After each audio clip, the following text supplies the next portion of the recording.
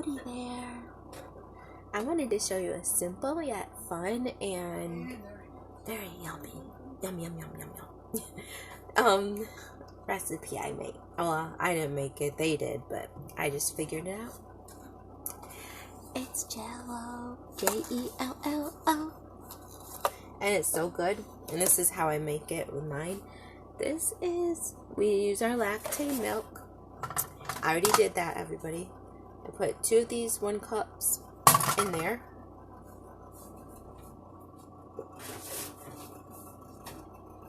And then I put the Jell-O packaging in.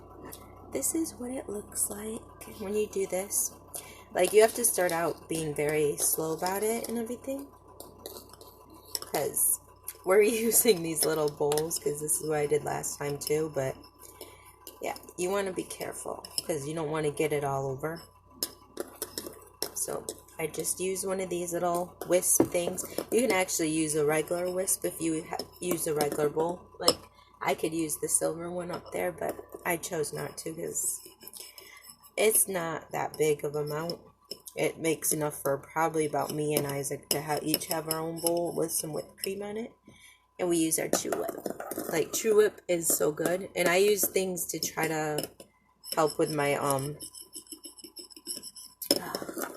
my stomach issues. I have I'm like lactate intolerant, so yeah. But you want to get all the lumpy things out. It's all the little pieces of the pudding. So you just kind of like blend.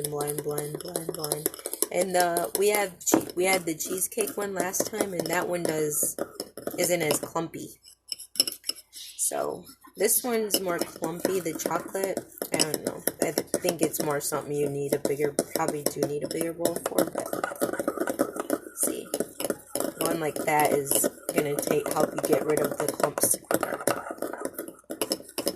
So you just stir it and stir it, and yeah. Some people even use those little.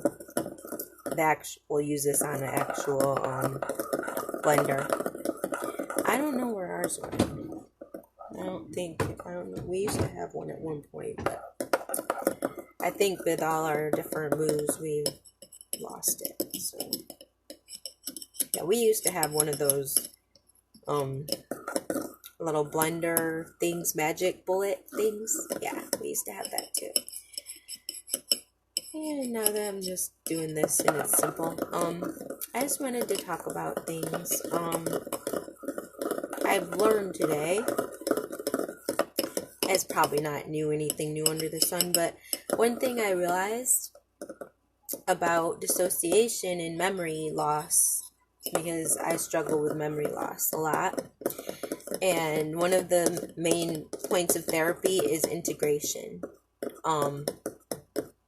Yeah, I've been more into this type of stuff since I got my crystal. I'm sorry. It, like, opens me up. And speaking of which, I have had the oddest dreams lately. They're more like nightmares, but it's, like, brought me in that place where I'm, like, opening up to things that possibly happened to me in my past. And I think I'm coming to terms with them. Like, I'm realizing it happened. It's not just in my head, because I've been having dreams with my family. And not in good ways. I'll tell you that much. Like, it's scary. Mainly with my brothers. I don't know 100% yet, but it's really freaking weird. I mean, to have weird dreams of your siblings, like, that's freaky, everybody. And it's just, it makes me believe it wasn't just my one brother, possibly. Might have been a couple. I don't know 100% though. I don't know if it's them or it was mainly their friends. But I know it was something to do with that. And the drugs that they had. And that's like another thing, like, it's freaky. This is getting thick. Cool. But yeah, it really will bring out, like, your truths. And the other night I was having these horrible headaches, and I had to stop thinking about my childhood and I even had to stop watching some of my videos that I had pre-recorded while I was in that other state of mind. It was triggering me, and it was scary because I was like, these headaches were like so horrible, and I felt dissociated, and like I was wanting, like one of my alters was wanting to come in my body, and that's one of my fears, I think, because one time I did have a fear. So this might mean that I don't know if it's a witch, but it might be a part of me that I've been running from. Because one time, I remember when I was in a different place, I don't remember when this was, but I remember one of my dreams was, it looked like an old lady or old witch or somebody. And she was like trying to take possession of my soul. I remember that. I remember that so vivid. I woke up and I had such fear. Like, it was this fear I can't even explain. I think I had more fear of that than I did when I was being chased by a werewolf with me, my mom, and my baby brother, and we came to a dead end sign. But yeah, I think I had more fear then.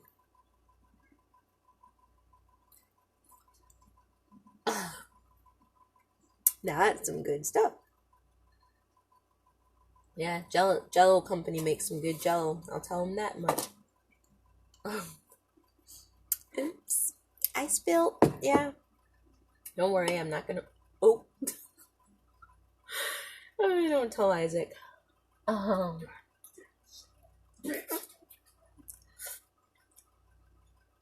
Mm, okay.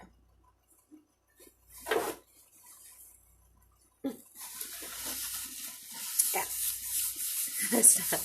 I'm sorry.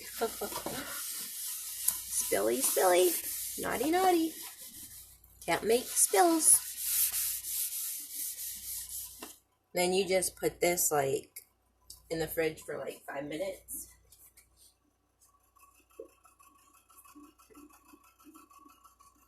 Put some freaking. Yeah, I'll just put some over it.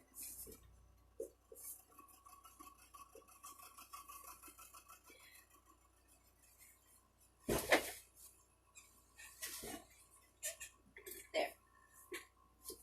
Put a paper towels over it. So we wait for 5 freaking minutes. But yeah, that's pretty much all that is. But back to that story, it was so scary, everybody. Like, you have no freaking like idea. Like, I don't know. I just think it was like, I mean, I never thought about what it could mean. And now that I'm thinking about, altars and stuff, it reminded me of Sybil. I know it's a fictional story, we realize now. But when she had those cats, like, and the mother was, no, the cat with no face or something. I think there was like a head chasing her and then the body, I think. But it was like a mother cat or something. And that represented her, a part of her that she was scared to acknowledge, and her mom's abuse, supposedly. But I think it more maybe represented her, and thinking back to it, because if that really was a nightmare for real from her, then maybe she was running from her truth that she knew was a lie. And, I think I run from my truths a lot, I run from things that I feel it could be. Inside you kind of know what things are. You know what you are. You can deny it, but you always know like who you are. And I think a part of me does. I think a part of me realizes, and I think that was a part of me trying to get back in to myself. And back then I wasn't spiritually aware. I wasn't open spiritually as much and as strong as I've gotten. I've started really becoming more in tune with things around me, my feelings, my deep thoughts, my suppressed memories, and thinking back, I think I was so afraid because maybe part of me was scared that would get into me. And back in the days, I was scared to be whole. I won't lie. Like, I watched this other video, and the person's like, there's some people are scared of being healed because they have to give up that part of them that they always known, you know? And yeah, part of it is that, but I realized she's also right of integration. Like, I always felt alone, no matter what. I always felt like there was something, a part of me missing, and I know it was partly Johnny. He's my brother. He's my brother, and he will always be a part of me and my soul. But I never felt even whole in myself, and maybe a part of me always wanted to watch my videos, not just because, because I like to watch my little videos. I like to see myself on TV. But I think it also had to do with the fact that, like, a part of me wants to integrate, and it doesn't remember that part of it. So, in integrating, you will be whole. You will be fulfilled. And there's no stronger feeling in all of the world than to feel whole and to know every part of you and to love every part of you, even the bad parts, even the parts that society would be like, man, that's a bitch. Even the bad me, even the exhibitionist me, I have to love her. And I think a lot of me's, all my life, I've run from her. I've hated her. I've hated what she was forced to do. And my adopted family made me feel even worse. As a little child, I wanted to please everybody, and I couldn't be who I was. I had to be somebody else. I had to change and be somebody that they could love so I wouldn't get sent away. And in doing so, I betrayed my own soul. And that really takes a toll on you. It makes you feel like you're not real. You're not really who you are supposed to be. And that explains why I always felt like I wasn't real. I felt like I was fake. And I think a big part of it's because I wasn't being true to what I was originally. I'm not saying I'm supposed to just be some whore out there. But I'm saying, like, I don't have to, like, be that all the time, but I also don't have to hate her. She was a part of me, and she still is. And if I want to be whole and integrate, I have to bring her into me. That was who I was created to be. That was who the first certain amount of years, that was my core. So if I deny that, I deny maybe the strongest part of my whole personality, because your first few years are always going to be that strong growth of who you are. That's why they say, get them when they're young. To say that you can heal over time when you're old, yeah, it'll take a whole lifetime to heal from those wounds. So why not start when they're kids? I think that our world is so backwards sometimes because we sit there and we say that we want to have everybody be healing, but in the end, do we really? Because if we did, we'd be looking at the children. They are the future, and they are what we need to focus our whole energy on in our world, to help them be whatever they can be, their best selves, and create a new world. And that's where it's going to start. I mean, that's just the truth. And if I had been taken away when I was a little baby, I wouldn't be so broken and torn. I would have a chance, you know. And I'm not saying I can't get a chance. I'm not trying to make that a crutch or anything, but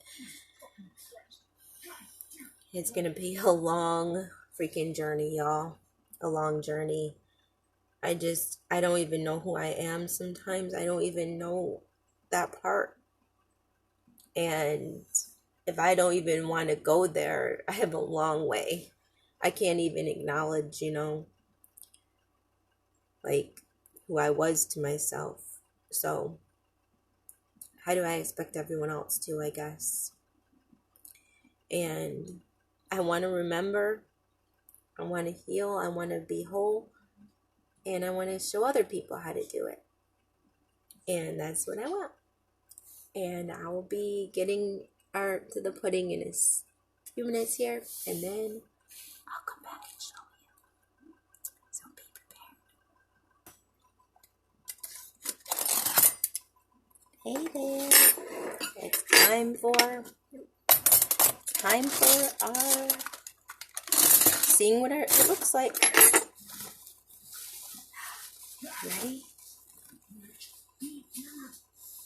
All right, honey. Come down in there. Okay. And use the spoon and get some in each. And then I'll show you at the end. It does look more clumpier, I have to say. Should be ready yet. Yeah, it is. Been over 5 minutes. Oh, wow. That's good. Cool. The other stuff was way less clumpy. But it's chocolate, so you know what? Chocolate's good. What? No, this one turned out a little more clumpier. Clumpier? Yeah, it's not as smooth as the other. No, I stirred it pretty damn good. I stirred it longer than the other one. You probably didn't have it sit long enough. Yeah, I did.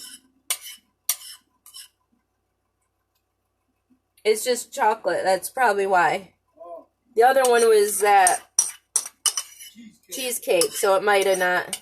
oh, wait. Yeah, whatever. But you know what? It's still probably good. So, Make it a plate. you don't want yours, I'll take it. I don't think so. Yeah, I know you don't play like that, I'm sure. Huh? I know you don't play like that. Nope. It's This is True Whip. It is so good. Like, you wouldn't even know that it's not Cool Whip. It's like Truvia. It's Truvia based, but this is what it looks like. And we do a dollop of Cool Whip, True Whip, True Whip.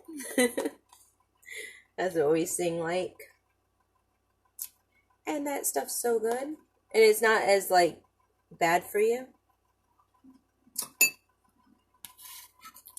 So, it is freaking good. That's kind of cute. Look at the little, it has like a little cherry on top. Which we don't have cherries, so sorry, but we just don't. But this is what the final thing looks like. Voila! It's a very simple dessert, I think, but very, like, effective. So if you have families, like, those little boxes are like 90-something cents at Walmart. They're so good. And they have different flavors, butterscotch and just a lot of different really good flavors. So, yeah. I really think it's a cute dessert, and it would be great for if you have kids, and you want them to have a good treat, but you don't want them to be, like, have too much of sugar in them. Those are sugar-free, too, by the way. The pudding are. So, yeah. And we're going to be getting sugar-free hot chocolate with stevia this year. So, I'm going to have that with Chuvia for our Christmas, like hot cocoa in the winter and all that. Yeah, I'll show you that, too. But I hope that you like this in our little, I guess, analysis and everything. I guess Lisa, it could be self-analysis with Lisa day. And a little treat for the cherry on top. Well, I hope that you like this, and it was just a little cute video. And I'm wearing my necklace because I never stop, and I even wear it at night. Yeah, that's how much I love it. Oh, and please think of me for in the next couple days. I'm going to be going to sleep study in office in their clinic, and I'm kind of nervous, so I have to do those stupid sleep apnea. They're going to put a bunch of probes on me, and yeah. I'll record a little of it if I can before I do the thing. You can see what I look like with a bunch of weird probes on me. It's not going to be as simple as what we did at home the other time. It's like serious, and they monitor you all night. So, yeah. I'm going to be weird, everybody. So, yeah, I'm kind of nervous about that, and then I have to sleep for them, so wish me luck. And I hope you are having the sweetest dreams in the whole world. Bye.